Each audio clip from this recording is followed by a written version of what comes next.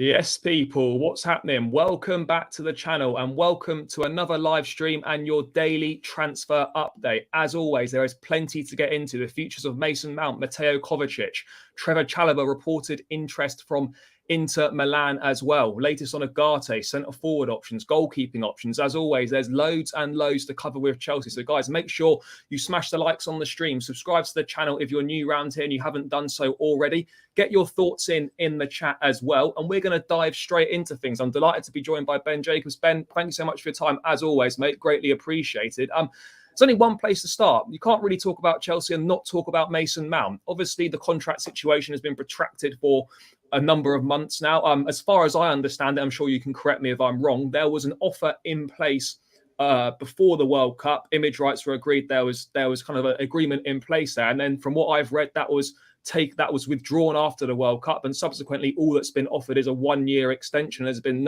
nothing's been offered since February, if I'm correct in that situation. We then had last night report from the Telegraph saying that Mason Mount had agreed personal terms with Manchester United. Then we've had subsequent people saying, well, the terms haven't been agreed, but they expect to agree those terms. What's going on with Mount at the moment, and what has he actually been offered by Chelsea?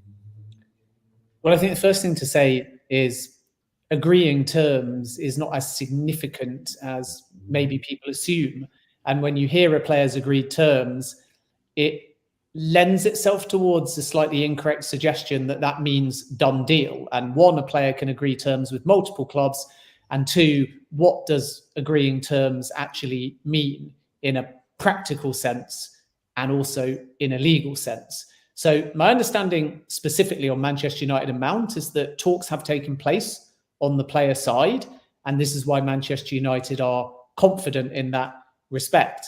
And I do think that broadly, we can still say that terms between Mount and Manchester United are either close or agreed in a verbal sense, but not necessarily in a formal way, which is why I think we're getting slightly different narratives here around whether they have or haven't been agreed. And then, of course, you can have an agreement in principle, but you still would have to establish potentially bonuses or specific things. But it's heading in the direction where Manchester United are very confident on the player side. But it's open. And people always ask me about Mount. And if Mount doesn't know either who his next club is definitively, or whether or not he is or isn't going to stay at Chelsea, then we have to be very careful with how we report it, because an open situation means that maybe Mount is not entirely decided. And this is why it's a fluid situation. So we can come to the suitors in a moment, but if we look at it from the Chelsea perspective, you've outlined the situation relatively correctly to my understanding. Number one point in all of this, and I think Frank Lampard's comments are a bit misleading, is in a formal sense, Chelsea always said they were going to pick up talks with Mason Mount at the end of the season. And that's still correct to my understanding. Now, in between the beginning of the year and the end of the season, it is also true that Chelsea reiterated to Mount they want him to stay. And Todd Boehly did that directly and repeatedly. And it is also correct that Mason Mount is aware that Mauricio Pochettino wants him to stay at the football club. And this is why we might get an unexpected twist. But there is still a high probability that Mason Mount will leave the football club. As far as what was offered to Mount, the challenge has been that Todd Boehly and Behrad Eghbali offered one thing. And then as of early January, Chelsea's senior leadership amended that offer. Now, again, two sides to every story. The Mount side will no doubt argue, having spoken to sources, that an offer was pulled and that what was then discussed was different to what previously Mount thought was agreed with Behrad Eghbali and Todd Boehly. However, Chelsea will argue that their wage structure and their incentive-driven contracts were always leaning from January onwards towards something that had to be a bit more universal across the board for the entire squad to get the wage bill down, to get Champions League decreases. And as a consequence, if Mount was not prepared to buy into that, then the only solution would be a short-term deal to buy everybody time with a view in the long run to having a successful season in the season that's about to happen, and then determine what the longer term plan was from there. But of course, if you're Mount, you're perhaps looking at what was verbally discussed and what Reece James got a little bit earlier and wondering why the goalposts have changed. And I think that Paul Winstanley was the big person that changed the goalposts, but he's not going to do that in a rogue way. He's ultimately going to be trying to get Mount to buy into what the strategy is of the football club. So there's clearly been a series of communications earlier in the year and at the back end of last year, and Mount thinks that the situation has moved and that certain verbal discussions have changed, and Chelsea believe that they're trying to get everyone in the same strategy to reduce the wage bill and make contracts more incentive driven. And I don't think that in a formal sense things have moved from there. And I think that Chelsea have low optimism at this point. But can Mauricio Pochettino and can the senior leadership team change things? So they've not given up. They've not agreed to anything, but they're well aware of the interest in Mason Mount. Now, if we come to the suitors, I think it's fair to say that Manchester United are confident on the player side. And the reason for that is because since Manchester United played Chelsea, they've been speaking to the Mount camp. You may hear some denials about that. And that may be true as far as Mount's father is concerned, but remember that Neil Fewings is part of these conversations as well. And absolutely, there's been contact on the player side between Mount and Manchester United, which is why there is a feeling that the terms are agreed or will be agreed. And again, we can have lots of different definitions of what agreeing personal terms means. Is that formal? Is that any kind of exclusivity and basically telling Manchester United if they agree a fee with Chelsea, he'll join? Or is it just a verbal ballpark that allows you to then move forwards on the club side? And this is, again, where there's a little bit of a grey area. But personal terms will not be a problem. My understanding is that they are all but agreed, but we shouldn't read into that as it means it is a done deal. There's a long, long way to go here because Chelsea may counter. Pochettino may still have the opportunity to input. But more importantly, I think in all of this, as I've reported now for weeks, and I think that most of the mainstream media now are on the same page, fee. Massive problem with fee for any suitor. And this isn't new. This is something I've reported for weeks and weeks and weeks now, that Chelsea want at least 75 million. Some will say 85. It's not as high as that, as I understand it. But if they are forced to sell Mount because he's not going to stay at the football club, and that's not guaranteed yet, but it's been heading in that direction. So if they decide they're no longer working on Mount and they will sell him, then I think Chelsea are looking at 70 to 75 million. Suitors are valuing Mount at 15 to 20 million less than that. And in some cases, it's closer to 30 million less than that. So you've definitely got a mismatch on fee here. And if you're Manchester United, you're not going to be able to find 75, 80 million and still move for other targets, because they've got ownership uncertainty, they've got financial fair play issues. So there's a lot of moving parts here for Manchester United. If the fee suddenly becomes 50, 55 million, then Manchester United know they've got a bargain and will move aggressively. And the same potentially, if nothing is agreed on that front, for Liverpool and Arsenal. But if the fee stays up there at 70 to 75 million, it's a real problem for Manchester United. And I think that's worth pointing out, because of course there is a third option where Chelsea do what Daniel Levy might do with Harry Kane, and they keep the price sky high and they put Mount in an impossible position where, sure, he's for sale if you hit the asking price. Nobody's hit the asking price. He's staying at the football club. But the only thing that I think makes that scenario less likely is that Chelsea don't want the contract to run down either, because deep down they need the fee if Mount seriously wants to go. So I think there's a lot of moving parts here. And I know that people want clarity, but situation is the same as I've said many, many times. It's an open situation. There is a big problem over fee, but Manchester United take confidence from the fact that they know that Mount would be prepared to join. And why do they know Mount would be prepared to join? Because they've spoken to him. Yeah, no, it makes sense. Summed up very well. I'm still hopeful from a Chelsea perspective. I know Mount divides a lot of opinion amongst the Chelsea fan base, but I would like to think that they could still come to an agreement to keep to stay. I know that's now seemingly a little bit further away than you know, myself and others would like it to be, but I still hold out hope. I think he's a top player, 24 years of age.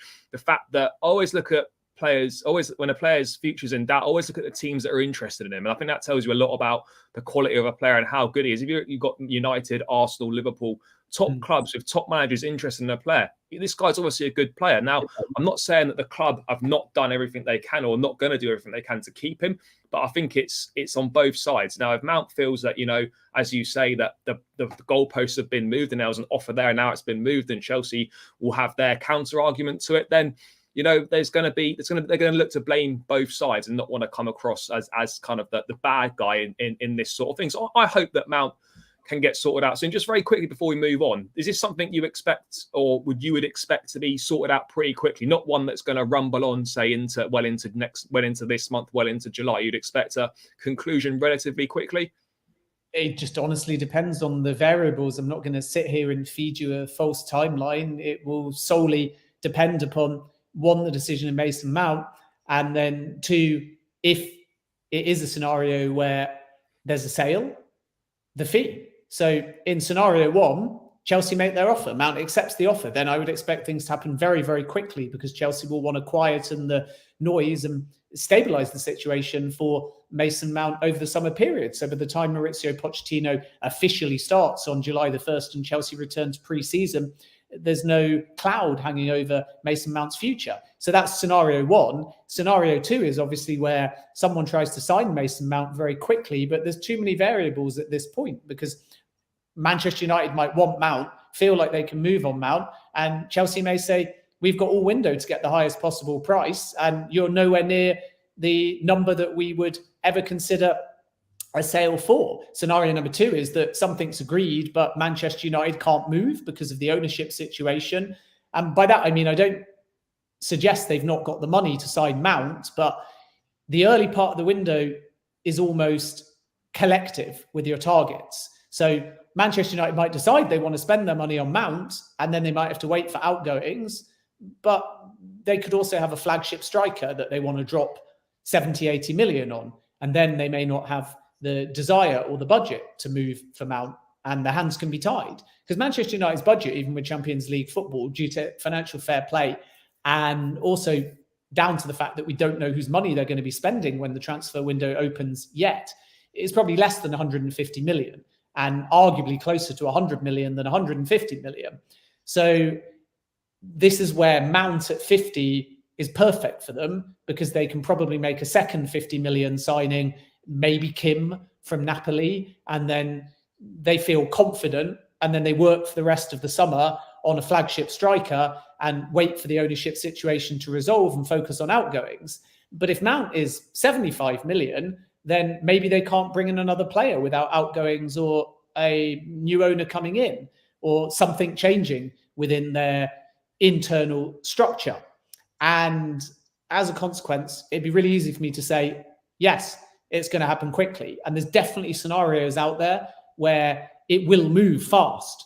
But right now, I look at it and I say, yes, Manchester United have got high confidence on the player side because of the fact they know they can agree terms, and they have, in a verbal sense, agreed that ballpark in terms of terms. So I think we can be as strong as to say that terms are basically done or will not be a problem. And I've reported that, as have many others as well. But fee, ownership, Chelsea, lots of moving parts here. So I don't think this is going to drag on throughout the whole of the summer. But I do think that Chelsea need to show their hand now. And Chelsea need to either seriously court Mount or make it abundantly clear what the situation is as far as negotiations. So Mason Mount knows what his future entails.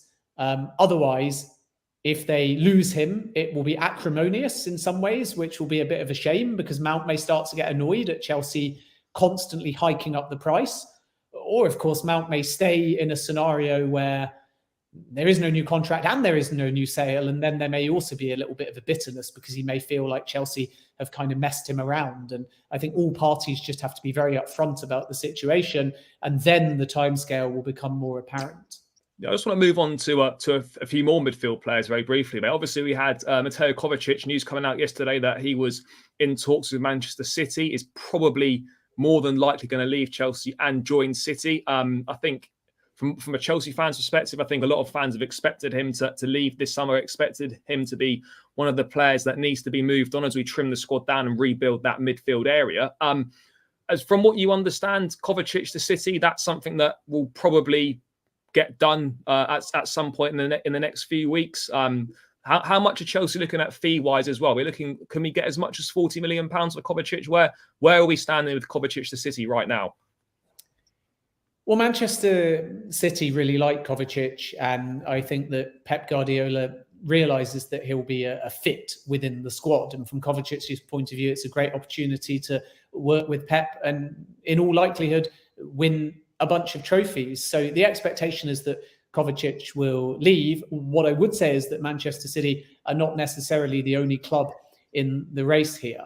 And things have changed again, as you would expect. And this is the byproduct with a change of manager, because Graham Potter was using Kovacic quite a lot and felt like he had the leadership. And after Jorginho left, Potter was very much of the belief that it was important to keep Kovacic, and Kovacic was open to that as long as Potter stayed and the project settled. But now we're in a situation where Potter's gone and it's clear that Chelsea are looking to revamp their midfield. So Kovacic has become surplus to requirements. So Manchester City are very confident on this, and there is a feeling that the parties will eventually come to an agreement. And in terms of the fee, we're going to have to wait and see whether it's quite as high as you suggest, or turns out to perhaps be just a fraction lower.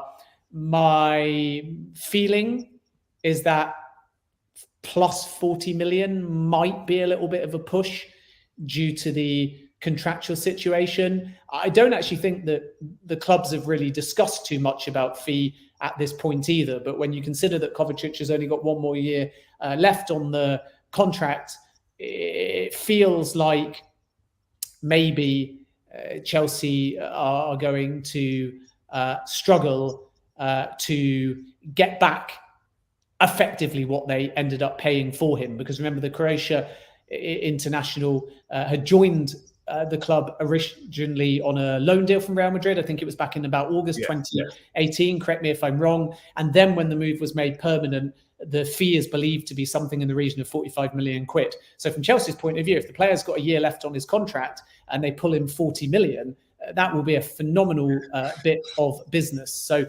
logically, I would say it will be lower than that in terms of the fee, maybe by about 10 million. But let's wait and see, because contrary perhaps to some reports, my understanding is that there's been no real discussion of fees at the moment. The movement is around the permission being granted for Manchester City to talk to the player.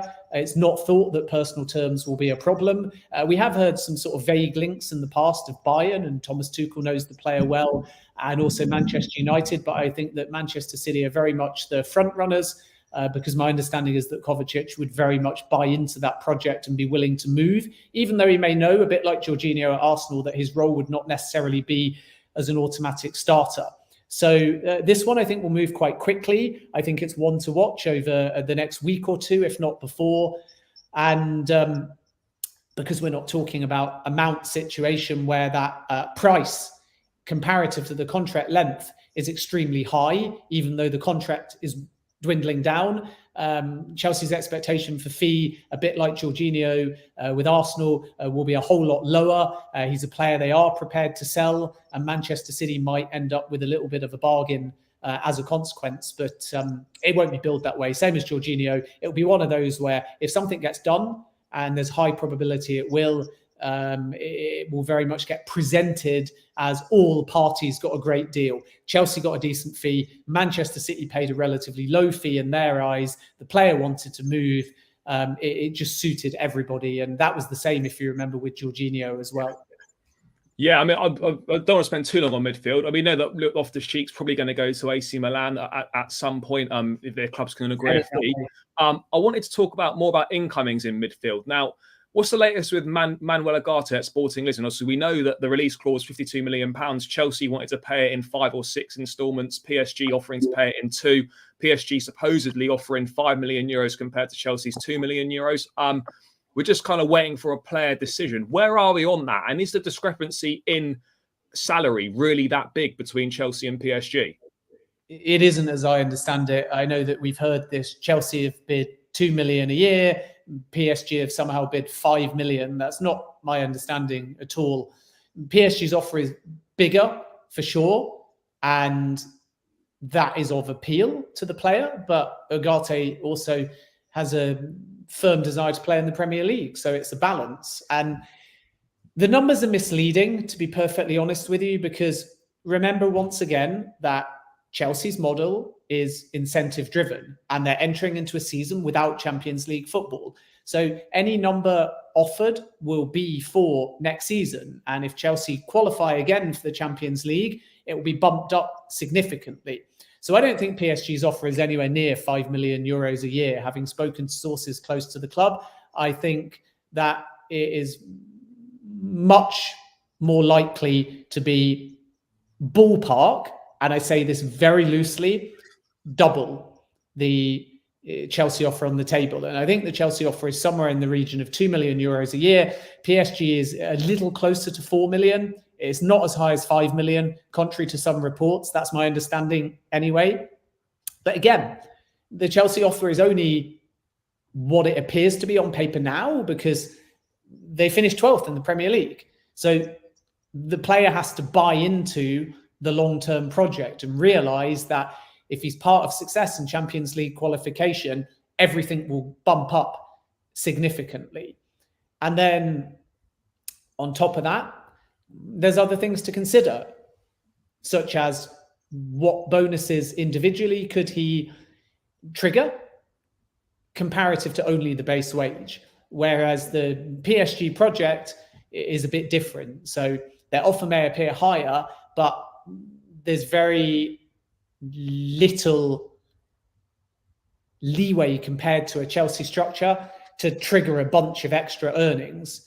So I suppose there's a risk-reward element to Chelsea if you want to earn lots, because you've got to succeed, whereas PSG is a more stable offer and it is a higher offer. But who's to say if you do well at Chelsea that you won't be able to either equal it or surpass it? So we have to not just look at the numbers, but look at the structure as well. And then the situation with the actual offers is that PSG and Chelsea, by the way, Newcastle have looked at Ugarte, but I'm not aware that they've moved at the time we're recording this. But they both think that 60 million euros release clause is value, but neither club is prepared to just trigger the release clause because they don't want to pay it in one installment. So what they're looking to do is create a different structure. And I'm actually not aware at the time that we're recording that Chelsea have fixed upon that structure yet. So that's important to note as well, that maybe both clubs are waiting for a player decision before they finalise anything with Sporting. Lots of things have been discussed verbally, but I would not read too much into the specifics of like 5 payment terms, etc. yet, because remember Enzo Fernandez, even 48 hours before the January window shut, it was Chelsea are going to a lender so they can somehow trigger the clause. Chelsea want 3 payments, Chelsea want 5 payments. And guess what? It all came from the same Portuguese media outlets, because a little bit like in Spain, sometimes they're used to generate competitive tension. When I speak to sources, whether on the Sporting side or whether on the Chelsea side, I'm being told more to take a step back on the structure because it's a fluid situation. So let's wait and see first what the player decision is, and then let's wait and see whether it is actually the same structure. I know that we've heard reports of player swaps. We've heard reports of Chelsea saying one thing verbally and then changing their mind. We've heard reports of Chelsea being willing to up the salary and also prior to that, sticking to the salary. And when I go to people, I'm hearing a bit more of a consistent narrative, which is actually PSG's offer is not as high as people are making out, but it is indeed much higher than Chelsea's. But again, Chelsea's could become more competitive if they succeed. And again, the second key point is you still got to agree a deal with Sporting. And at the moment, the structure of what that might look like, seemingly it is still in a verbal, not a formal state, which means it's subject to change. And in terms of when we can expect a decision potentially from Ugarte himself, I presume we're kind of just waiting for him to decide whether he wants PSG, whether he wants Chelsea? Is that something that, so we know that Pochettino's obviously been on the phone to him to try and convince him personally if those reports are true. Can we expect something? I don't want to put you in a position where you've got to do a timeline or anything, but would you expect this to be a decision from Ugarte to be relatively soon? Well, Sporting accept a decision is coming soon. And I think that's the most telling thing. So the player may need more time, because if he wants to play in the Premier League and he doesn't like Chelsea's offer, he may bide his time and see whether another Premier League club come in. One thing I can tell you categorically is that Liverpool, despite links, are not in for Ugarte, but Newcastle could be one to watch. We wait and see. They definitely want to strengthen in that position. We've seen them linked with Declan Rice as well. There's a low confidence they'll be able to seriously enter that race. So let's wait and see, because if Ugarte thought Chelsea was his choice but isn't happy with the Chelsea offer, maybe another suitor is prepared to come in. Right now, it looks like a race between Chelsea and PSG. And because the release clause is deemed to be close to market value, a lot of the speed will come from a fear that someone else might just come in. But from the player's point of view, he's calmer. It's Sporting that want the situation resolved. It's Ruben Amorim who's actually going to the board and saying, let's make sure we don't drag this on, because they want to know where they stand. And also they have a low confidence that the player will stay. And again, that's because as soon as you set a release clause that the player grows into and is market value, there's always going to be people that exploit that. Even though they're not going to trigger it, it's a yardstick for valuation. And it allows very much an advantage on the buying side, because the seller have put a number out there and everyone says, great. It's exactly the same with Christopher Nkunku in the sense that he signed a new deal, but the release clause was set at market value intentionally to allow a sale to be facilitated. And it obviously put Leipzig in a much weaker position to start playing any games. So Nkunku signs that deal because he knows that he can immediately also think about his next step. And Leipzig know that they're going to get a ballpark valuation that they're happy with. So it's kind of win-win. In this case, the release clause is there and he's had a fantastic season. So it just kind of creates a situation where people are quite prepared to pay that type of ballpark. But again, we have to wait and be patient as to what the structure is. So I think that by the time Chelsea return for pre-season, if they got their way, they would want Ugarte in a Chelsea shirt and they wouldn't want to wait much longer. But you still got to agree a deal with Sporting. So let's just wait and see, first of all, whether there remain two suitors in the race. And then second of all, whether the player is holding out for Premier League. And then third of all, whether or not there is another Premier League suitor that complicates the situation as far as Chelsea is concerned. I wouldn't say at this stage, but it's a fast-moving one, potentially. I wouldn't say at this stage that anyone at Chelsea would say they are confident that the player is just going to pick them overnight. Maybe that will change if they improve their offer or if PSG take a step back. But right now it's a difficult situation because PSG's offer's better, but at the back of the player's mind, he would quite like a Premier League experience. And that, I think, is what is giving him a bit of a headache in terms of deciding what his number one choice is. So I think that the clubs are going to have to give the player a day or two to get in his head a sense of what the options really are and where there's scope for negotiation on the personal side. And then, as I say, you've still got to agree a deal with Sporting as well. So maybe things will move quicker than I anticipate. We'll have to wait and see. But I think that if it was Chelsea, they would like it done before they return for pre-season. And if it's Pochettino, of course, he would like it done even sooner. But we're going to have to be a bit more patient with this one than saying it's a tonight job. It's a tomorrow job for now. And, you know, if I hear anything more, I'll update you. Yeah, no, for sure. I mean, from a Chelsea perspective, I hope Ugarte does choose us because, you know, we're getting rid of the players that we are getting rid of. We need to be securing these targets. Now, one that's come up in the chat a lot and one that a lot of Chelsea fans are keen on, and myself as well. What's the situation with Moises Caicedo now? I know that Arsenal went in with a couple of bids in January, rejected. Chelsea had a verbal bid rejected of around £55 million. He's obviously subsequently signed a new contract.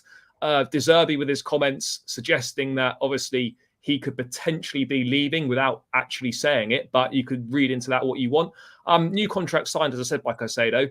Arsenal going to be interested in him. Chelsea, I mean, he's on the list. Obviously, clubs have got the list of players, as you all know.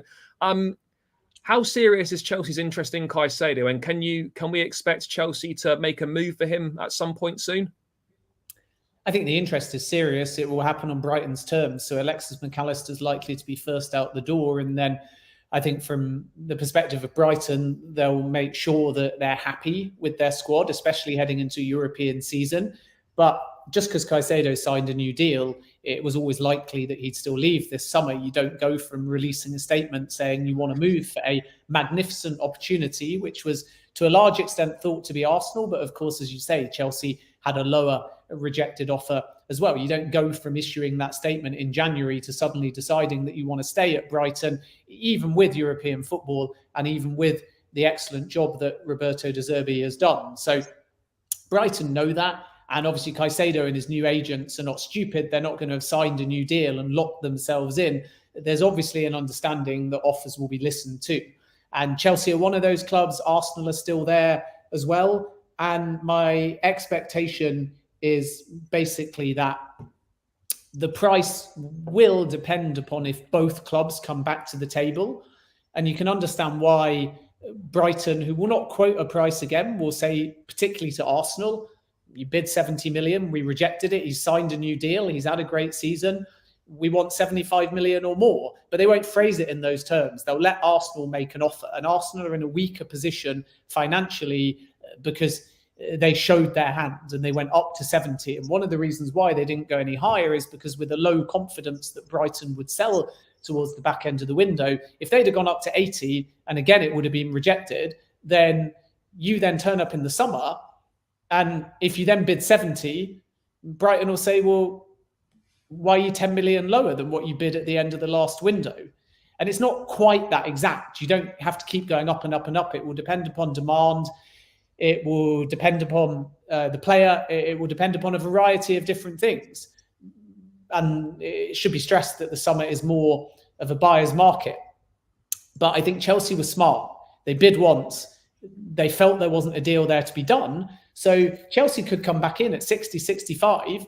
And if Arsenal don't bid, then who knows whether they'll be able to strike a deal there. Whereas I think if Arsenal bid, they're going to have to at least match their January offer as a starting point because he's signed a new deal. So the value's been protected. And that means that suddenly everyone has to be in excess of 70. And we have to wait and see, therefore. Brighton are not going to give anyone a cut price deal. Caicedo's not got a leg to stand on because he's signed a new deal. So in January, he throws his toys out the pram. If he didn't sign a new deal come summer, maybe he could have pushed for a move at a much lower number. But by signing a new deal, Brighton have got all of the cards. They've played it brilliantly. The same with Mac Allister, who they got to sign a new deal before the World Cup started. And this is what Brighton do. They're a really well-run club, and you have to give them credit for that. So I think that logically, to get Caicedo, it's 75 million plus. But again, first we have to see if there's any kind of bidding war or if there's only one suitor in the race. The ideal scenario for Chelsea would be that Arsenal got Rice and then decided they didn't want Caicedo in addition. Both are possible at Arsenal, but that would be the ideal scenario. And then there's a bit more of a free run at Caicedo, and then you come in at 60 odd million and you see what happens. But if Arsenal go bullishly for Caicedo and Chelsea want him, there's a bidding war. And suddenly the price is going to be sky high. And then it will be interesting to see whether Chelsea still consider moving. So Caicedo and Ugarte are two targets for Chelsea, and they're not ruling out both, by the way. But we have to see after Ugarte resolves itself where that leaves Chelsea. Because if Ugarte goes to Chelsea and then Arsenal come in for Caicedo, Chelsea may say the price for Caicedo is too high. We're happy with Ugarte. We're going to look for a more budget option in midfield. If Chelsea don't get Ugarte, they may say Caicedo is our number one priority. We're prepared to pretty much pay whatever it takes. So this again is where market movement is really important to understand. Everyone also and always asks and expects it to be linear. Like, our targets were Ugarte and Caicedo. Why haven't we moved? Why haven't we bid? Why haven't we got them? Why are we not progressing? But the timing when you move in the transfer window is vital. And a target you thought was viable can become non-viable due to the move of another club, due to the price being raised. Or you can have two targets, but you can get one of them and then you can go to another position. So there's so many moving parts, particularly at this stage of the window, 2 weeks before it opens, which is why I always say, don't look at the window as linear, because two Chelsea targets now can change based upon budget, based upon rivals, based upon price, based upon outgoings, based on all kinds of things, which is why you got to be very careful about how you consume the window. Everyone always says that Ben Jacobs gives too much context. He'll sit on the fence. It's not about it's about giving you the reality of the situation. Very rarely is there a black and white. You have to understand the permutations, understand how the window works. And amazingly, so many people don't understand how the window works. And then when the direction of travel is apparent, you get more clarity. And right now, we don't have that clarity on Caicedo, but we do to an extent with Ugarte. Yeah, no, 100%. I mean, yeah, people want the transfer window to be simple. You're spot on, but it never obviously never quite works like that. I'm conscious of time. I know people want to talk about strikers, but I want to talk about centre backs really quickly to round out, mate. Obviously, we had the news today that Levi Colwill, £30 million bid from Brighton rejected. Bit of a disrespectful offer, in my opinion. I think they kind of know that Chelsea would never accept that. Where are we with Levi Colwill? Because spent a very successful season on loan. Brighton, obviously, a massive fan of the player. He's got a couple of years left on the contract. I think Chelsea have got an option for another year. Ideally, like to get him tied down to a longer term deal. Everything that I'm reading is suggesting that Pochettino is a big fan of Colwill. He wants him to be part of the plans. But with Chelsea having 6 centre backs on the books, likely to play a back 4 under Pochettino next season, there's not a clear and obvious pathway for Colwill, in my opinion, to get the regular minutes that he's perhaps demanding or perhaps that he would want at this point. So from what you understand, what is the situation with Levi Colwill? Can we expect Brighton to come back with another bid? Did Chelsea absolutely want to keep him and absolutely envisage him being a regular in the team next season? How's that situation looking right now? I mean, I've said this many times and for months, and I was first to report this probably 6 weeks ago. Chelsea have zero intention to sell Levi Colwill. And even if Brighton upped an offer from 30 million to, and I'm being glib here, so if anyone quotes this, make sure that you make it clear that my tone was to exaggerate this number. But if Brighton upped their offer from 30 to 100 million, the answer would still be no. Chelsea are not entertaining a permanent sale for Levi Colwill, and Brighton and others know that. And they also don't have any intention to loan the player. And the only reason why I softened the loan part is because there's always player input. So imagine if Colwill returns and the situation that you present itself materializes and it's a back 4 and he's not playing and starting, then of course at some point, because remember the window runs into the early part of the season, of course at that point there's a chance that Levi may say, you presented me with one pathway and you've not backed it up. I'm getting no game time. You told me one thing, you've done another. Then the player could try and force a move. Of course, that's always a possibility.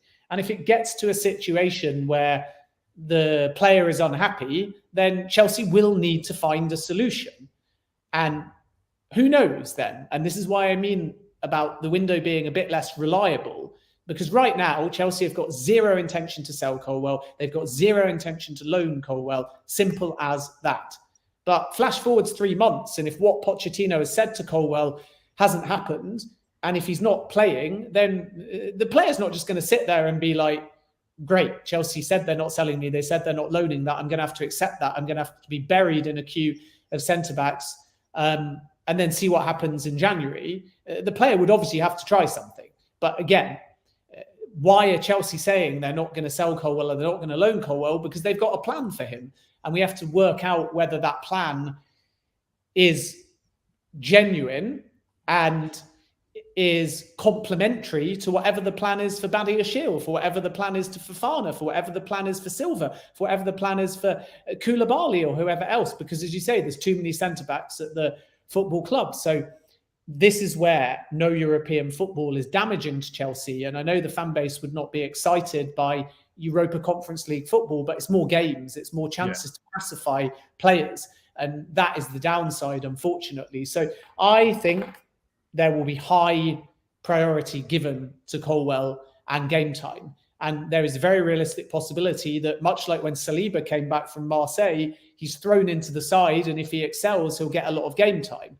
But then it becomes a conversation of, well, now what about Badiashile, or now what about somebody else?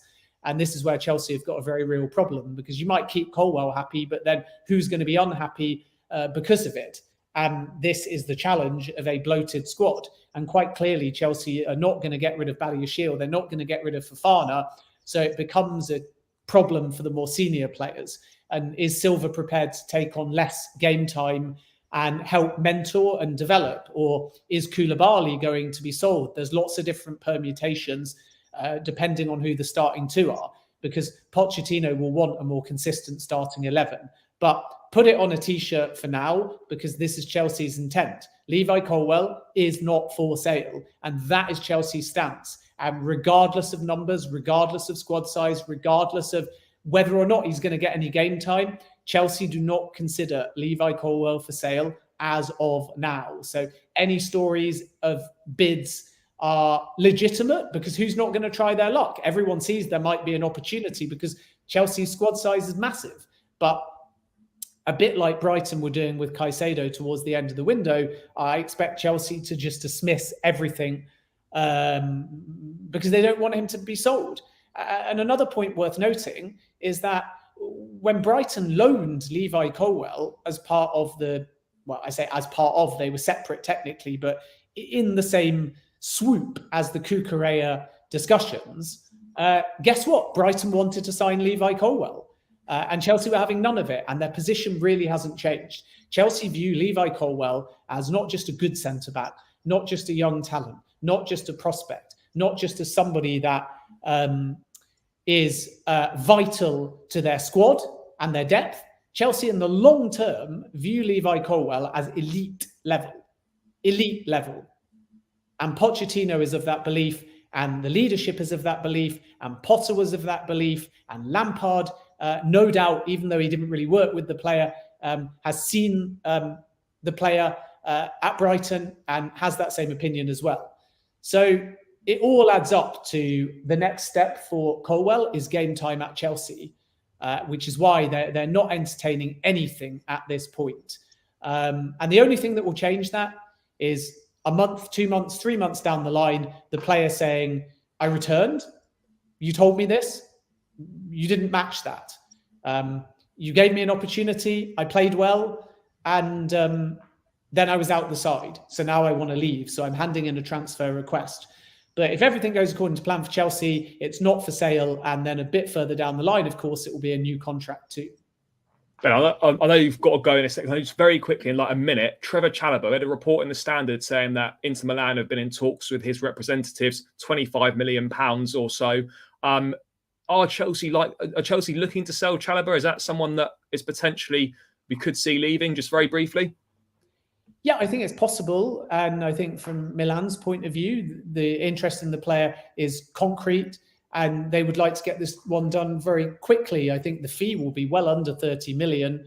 And from Chelsea's point of view, as we've just discussed, might be an outgoing that they are prepared to lose from their squad due to the volume of players that they have got in that position. But we're going to have to wait and see because, number one, Chalobah only signed a Chelsea contract extension quite recently until 2028. And there's an option for a further year. So the fee being spoken of doesn't necessarily marry with the value that if I was Chelsea, I would be placing on him. So if it comes off, I would say that it would be a bargain from the perspective of Inter. And the second thing is just Inter's financial situation is tricky. So if they do want Lukaku and if they want to do this, something's got to give because they're saying they don't want to sell Lautaro Martinez.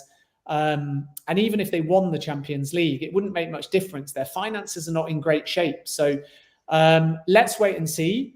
I haven't been told by a Chelsea source yet that ballpark number of under 30 million is likely to be acceptable. I don't want to paint it as it's unlikely either, but nobody's sort of said to me, yeah, they'll do it at that number. So I will have to do more digging to tell you categorically how that number that is being reported may be received. But given effectively they've got him until 2029 if they took the extra year, and definitely until 2028.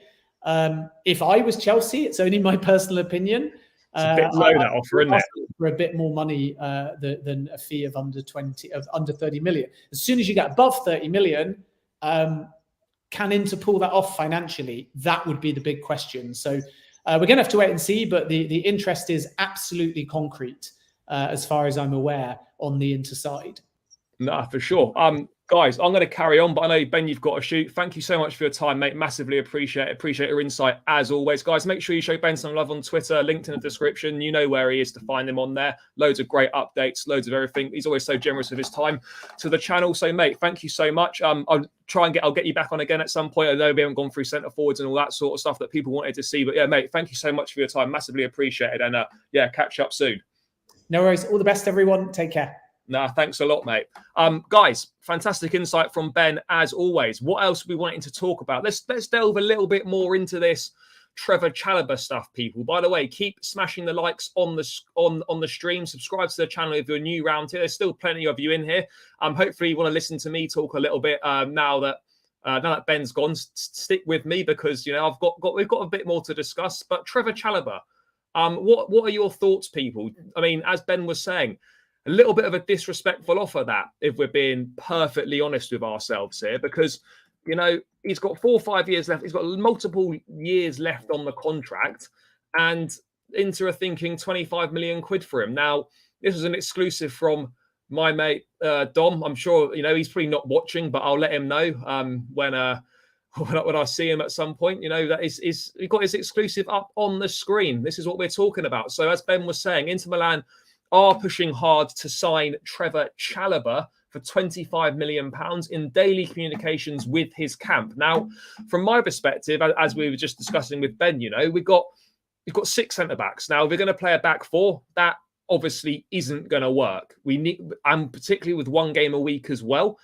6 centre-backs is too many. We probably need 4 at 5 absolute tops. So 1 centre-back minimum needs to leave. Now, for me, that's going to be Koulibaly or it's going to be Chalobah. Now, personally, the main reasons I want to keep Trevor Chalobah is because 1, age, 2, versatility as well. Now, he can play right back, he can play in a 3, he can play in a 2.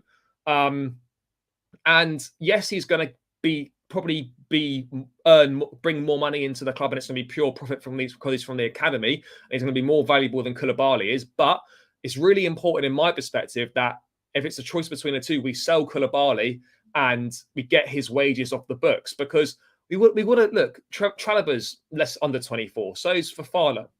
Excuse me. So's Badiashile. So's Levi Colwell. Silva obviously there for the experience instead of top level performer.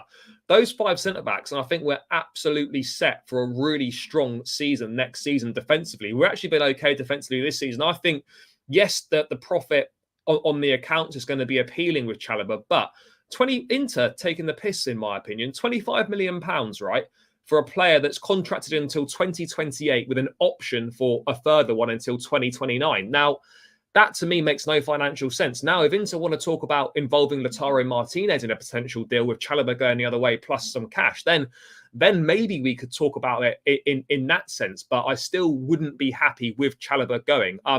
Let me get Inter would sell, saying, yeah, well, this is my point. Like, I don't know what we know that clubs know that Chelsea need to get rid of players, yet they still lowball us with disrespectful offers, like Brighton's £30 million on Levi Colwell, like all this other stuff.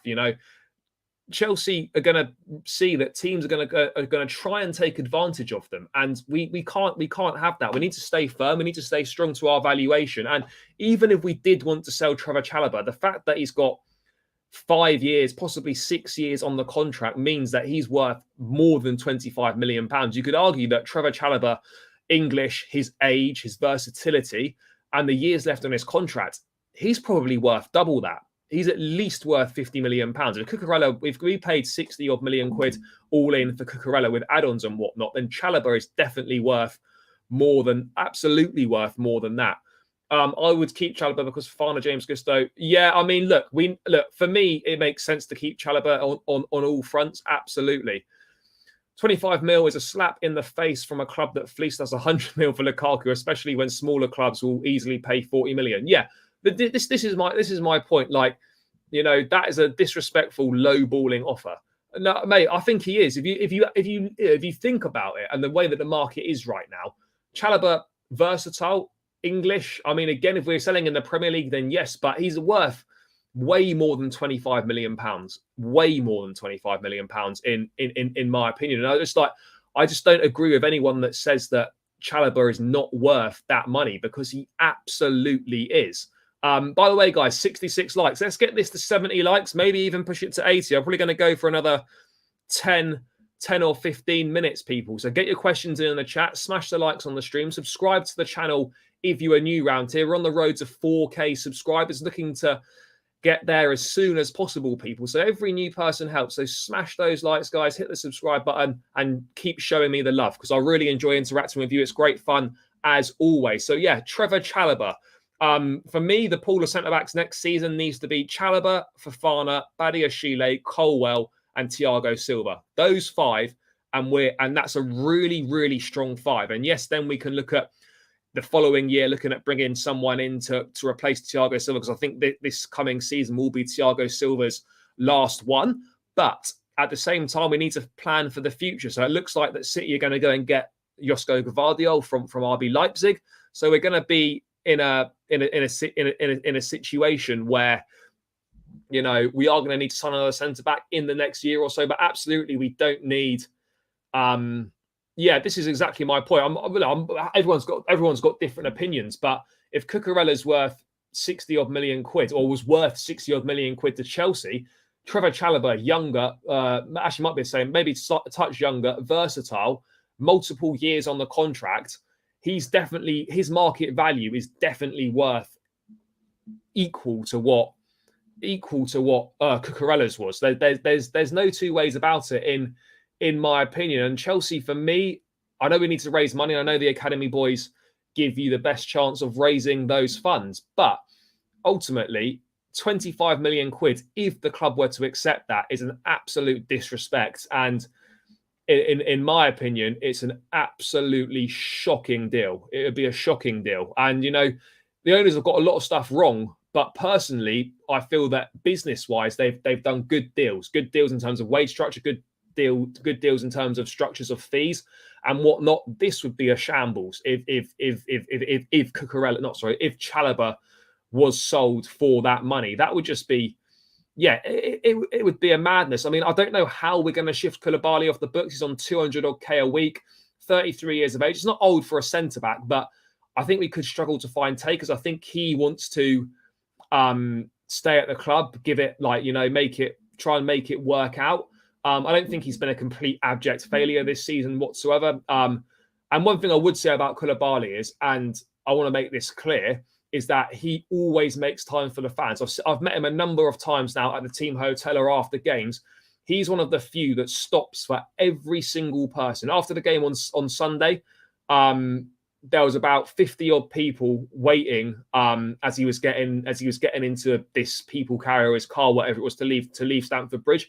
He come over and he signed and he done photos for every single person. So credit where credit's due on that front. I just wanted to make people aware of that, because I know footballers get a bad rap, but he's one of the few that, in my experience, that does stop for everyone. So fair play to him for that. But I don't think Koulibaly will want to leave. If Kim Min-jae does leave Napoli for 50 odd million quid, which is his release clause, then you could potentially look at Koulibaly going back to Napoli, maybe. But again, who's going to offer him those wages? And is his value still 33 million quid? I don't know if it is or not. That's the reality of the situation. Another disappointing situation is the fact that it appears abundantly clear as well that Declan Rice is not going to join Chelsea this summer. And I was going to ask Ben about that, but there was so much stuff to get through. I wanted to cover the main things, but it does look like Declan Rice is not going to happen to Chelsea. It very much appears to be that Arsenal are in the driving seat in terms of the Premier League. Thomas Tuchel and Bayern Munich are clearly very, very interested in the player. So I just feel it. I'm just disappointed because I feel personally that in this summer we have to get Rice or Caicedo. In an ideal world, I would have loved both of them and Ugarte, all three, but that's being greedy, and the reality of the situation is very much different. But I would have thought that Chelsea and Declan Rice was kind of just something that was waiting to happen, but it clearly isn't. It clearly isn't because it's. I know I would have loved, mate. I agree. I would have loved a Rice and Enzo midfield. No two ways about it. But ultimately, the reality of the situation that we're in is that Declan Rice and Chelsea, for whatever reasons, and I don't know the ins and outs of it. I'll try and find out the ins and outs of it. Is that Chelsea, for whatever reason, either aren't interested in Rice anymore, or in some sort of conversations with his camp or his family or whatever it is, something's gone wrong. I'm not sure what's going on there. Where are we here? I guess we went for $18 and Tomori for 25 mil, not getting more than 30 for Chalobah. I mean, yeah, Tomori, that's another one. Look, okay, look, now you can say we've got Badiashile, we've got Fofana and whatnot. Maybe it doesn't matter as much, but in terms of a deal and a price, like 25 million quid for Tomori was an absolute joke. Like, we could have got way more money for him, and that was a poor piece of business. Nothing on this ownership. That's obviously on the previous ownership. I Heart and Enzo. You can't complain about that if we get... who's I Heart? Do you mean Ugarte? I don't know. We still need three midfielders. I would agree. I mean, I didn't ask about N'Golo Kante's contract situation because I was obviously slightly... I don't think there's too much to update on that other than the fact that conversations have been paused. So we kind of have to wait and see what happens on that one. But... yeah, I mean, it's kind of mad how much is happening so quickly right at the start of the window as well. By the way, guys, 100 of us in here. Big up, everyone. Appreciate all of the love. Keep smashing the likes. Keep subscribing to the channel as well. I know I'm going on about it and I'm sounding like a bit of a broken record, but it really helps me out. I love interacting with you people. And if you don't keep smashing the likes and don't keep subscribing, it doesn't spread the word around and people aren't going to be aware of what's going on. So let's make sure we do that, guys. Oh, Gayahi. Yeah, we had Gayahi obviously went as well. I hope Rice goes to Bayern Munich over Arsenal. Yeah, that would be an ideal situation for sure. We paid 20 mil for Casadei, who's inexperienced, so 25 mil. Yeah, for sure. And again, look, the midfield situation is fluid. It's evolving. Obviously, it looks like Loftus-Cheek, Kovacic, Mason Mount are going to leave. Conor Gallagher's future is going to be up in the air. N'Golo Kante's out of contract at the end of this month, and nothing has really been sorted there either. So, yeah, it's a lot of midfielders could be going out. And yes, we need to trim that squad down. So just because 3 or 4 go out doesn't mean that 3 or 4 need to come back in. But for me, if 4 go out, at least 3 need to come in. That's the way that I see it. And if we're looking at Ugarte, Caicedo, and Lavia, that I think would be really, really good. I think that would be a fantastic window for Chelsea in midfield.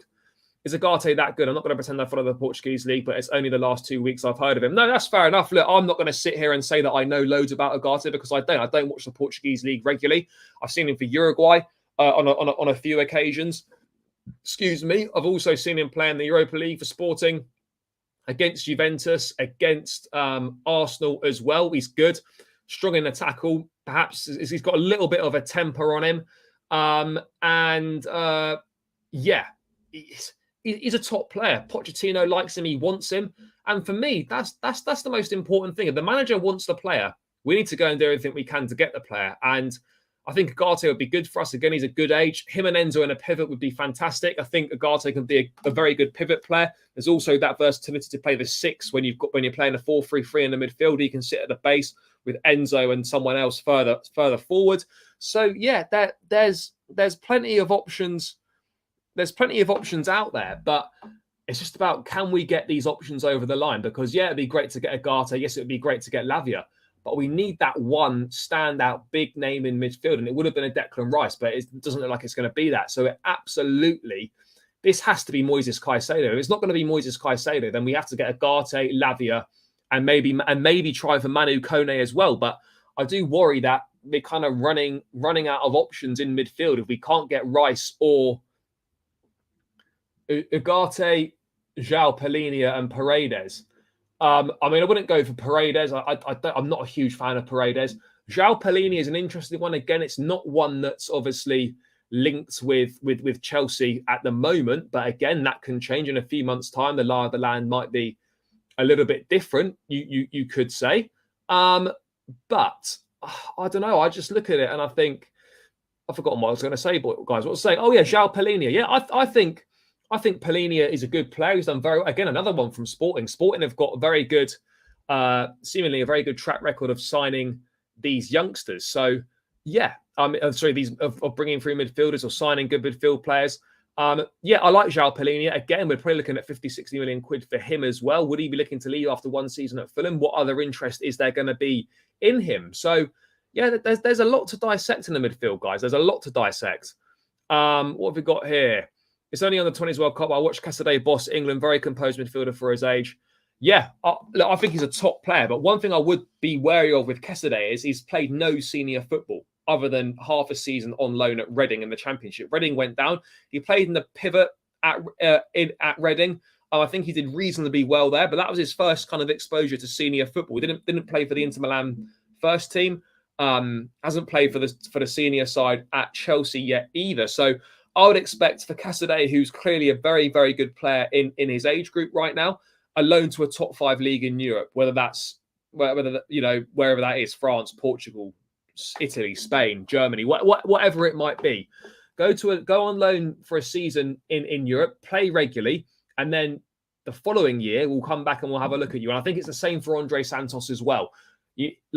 Very, very talented, top talent, but has never played outside of the Brazilian top flight. Needs to go and play regular football in a European league somewhere. So Casadei and Santos, really exciting for the future, but I don't see them playing a major part in the Chelsea squad this coming season. I just don't see it. And if I'm being honest, I don't want to sound like I'm being disrespectful here, but right now they're not of the required level, I don't think, to be a main part of the Chelsea squad at this point in time. They've absolutely got the ability and they can absolutely be good enough. But that's where I'm at on that situation, really. That's the reality for me, is that those guys need to go out on loan somewhere because they're not quite ready, in my opinion. We need someone that has physicality in midfield. That's something we don't have. Nope. I was watching the Nemanja Matic last night, and he'd still get in the Chelsea side now, which goes to show everything about our recruitment in midfield has been shambolic because we haven't replaced Nemanja Matic. And how many years ago did he leave the club? It's a madness. I don't really know. I don't know what the Rice situation is. I will find out. I'll get Ben back on. I'll get some other guys on to discuss the situation for sure.